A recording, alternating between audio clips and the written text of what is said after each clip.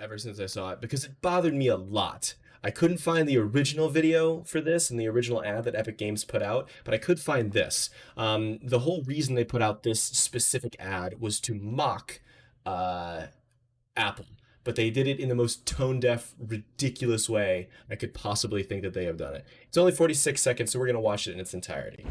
Today, we celebrate the anniversary of the Platform Unification Directives. For years, they have given us their songs, their labor, their dreams. In exchange, we have taken our tribute, our profits, our control. This power is ours and ours alone. We shall prevail.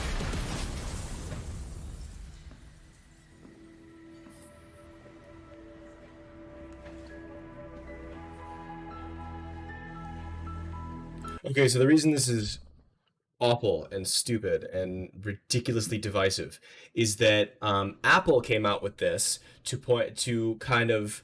I mean, it was divisive in a different way for Apple, and I think it's way more acceptable the way Apple did, um, because they're saying that this is going to be, an era of technological advancement. We're going to, go crazy in 1984, in the real 1984 year, and it's not going to be anything like the Orwell book because, we're here and we're making it totally different.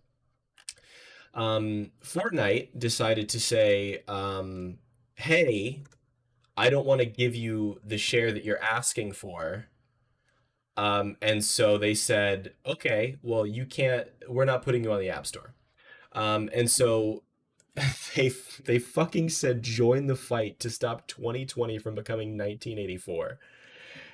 The list of things that the government did, that the party in 1984 did, of just awful things, is so long and so ridiculously out of touch with what Apple did, it blows my mind.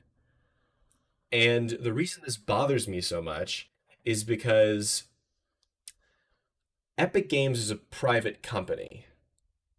And I think that I think that if Epic Games was like, hey, fucking I want Apple to share some of its profits with me from like ad revenue or whatever justification they could find, and Apple goes no, and then Epic Games go, okay, well, we're not going to put it on the App Store anymore. If Apple came out with this shit, then I guarantee Epic Games would be like, that's dumb, we're a private company, we can do what the fuck we want, because they can. They're a publicly traded company, they can do whatever the fuck they want. In this system, like, they're trying to demonize and try to like fascize the whole idea of a private company doing what they want. Now, don't get me wrong. I still think both companies are fucking awful based on the fact that they're capitalist, they exploit workers. They is particularly Apple.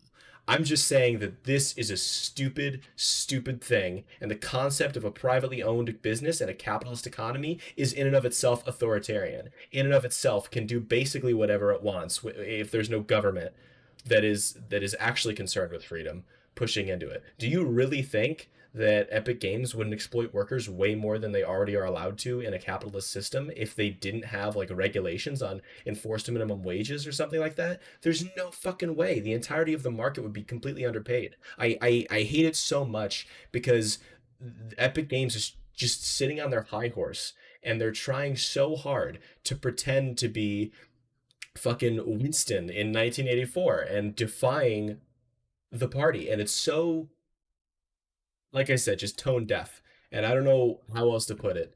It just bothers me a lot. Um, Apple sucks.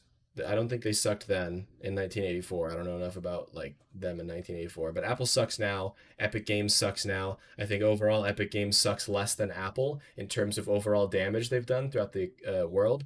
But I think that this is fucking stupid, and it's definitely, it's meant to be divisive and to convince people of a narrative that doesn't exist, and it's meant to fearmonger and put pressure on Apple in a way that is completely dishonest, and that's why I have such a huge problem with it.